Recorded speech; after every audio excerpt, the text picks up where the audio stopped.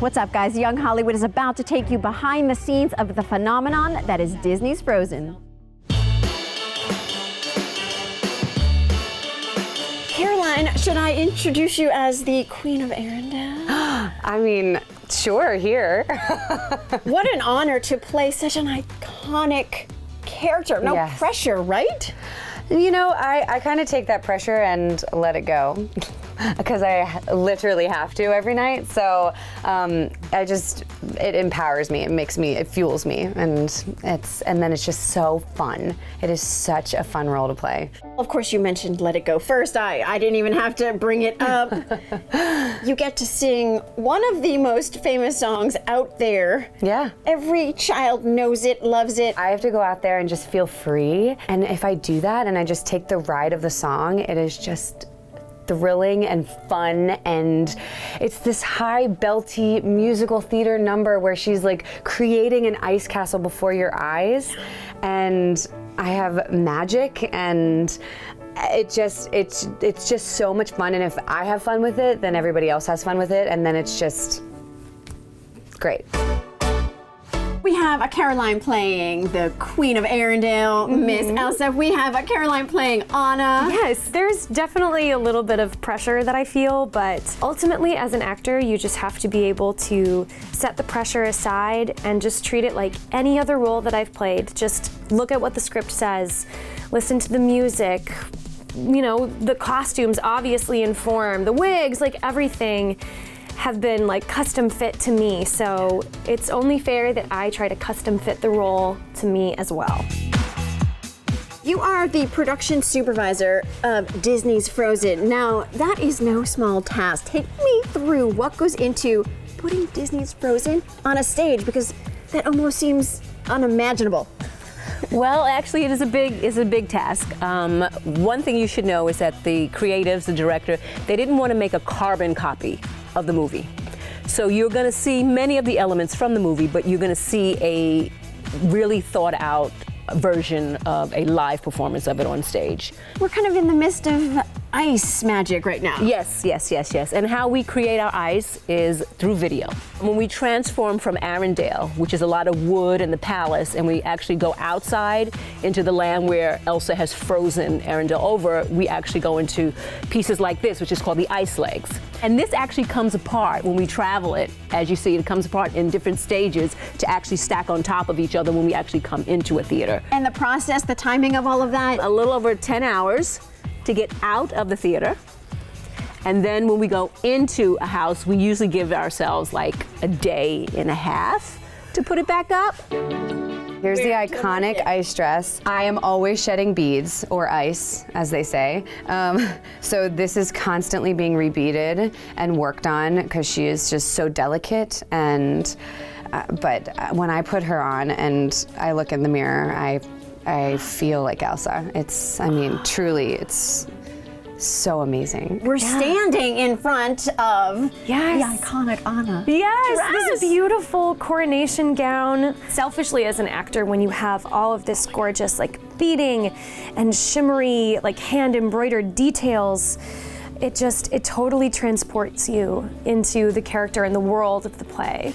This is where the actors change clothes constantly throughout the entire show. We have makeup stations for them to touch up their makeup throughout the show.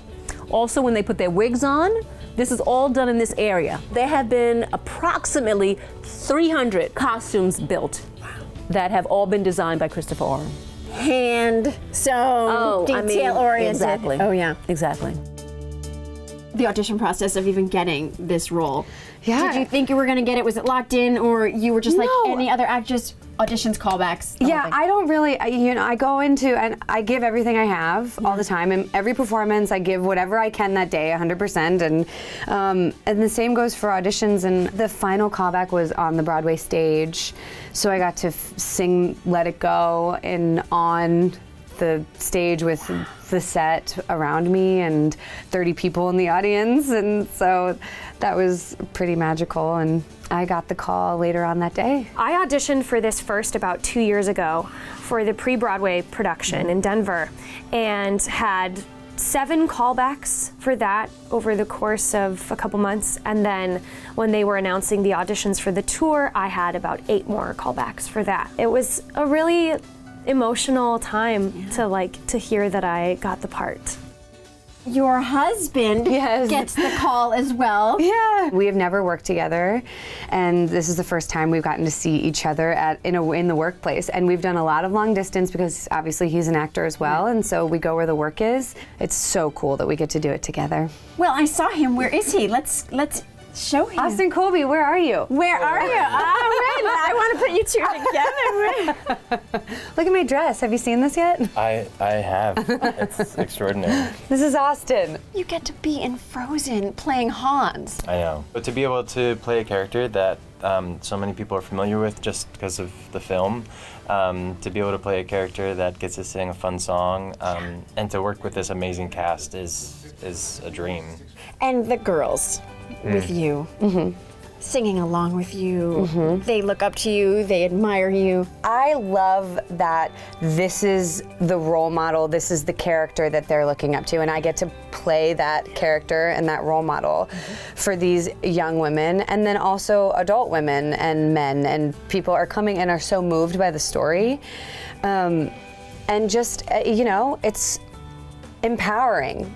It makes me feel empowered, and I feel like it's making little girls feel like they can be who they are and stand firm in who they are and not conceal and feel everything. And it's really, really cool to play a role like this. And I've never played a role to this magnitude that is so affects such massive age range of men and women, and but yes, especially women and young women as well. It